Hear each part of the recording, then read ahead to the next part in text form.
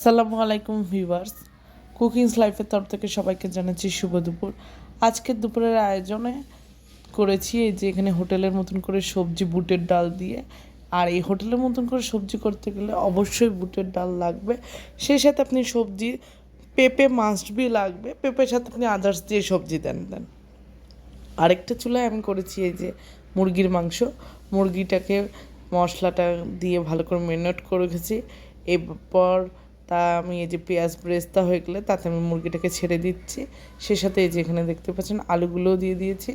আর এই যে দেখতে পাচ্ছেন আমার সবজিটাও অলমোস্ট ফুটে উঠেছে, সেই সাথে মুরগির মাংসটাও। এখন আমি ফুরানি দিয়ে দিচ্ছি। আর আমি কিন্তু হোটেলের মতন এই সবজি তৈরি করতে ইউজ করেছি আলু, পটল, পেঁপে আর কাঁঠালের বিচি। আর এই সাথে আমার দুপুরের মেনুও তৈরি হয়ে গেছে, যে আপনারা দেখতেই পাচ্ছেন। এই যে এখানে করেছি মুরগির মাংস আলু দিয়ে ঝোল। এরপরে এই যে আমার স্পেশাল সবজিটা করেছি, আগের দিনের ভেন্ডি ভাজি ছিল সেটা গরম করেছি। আর এই যে ভাত, আর সাথে তো লেবু লাগবেই মাস্ট। আর এই ছিল আজকের ভিডিও।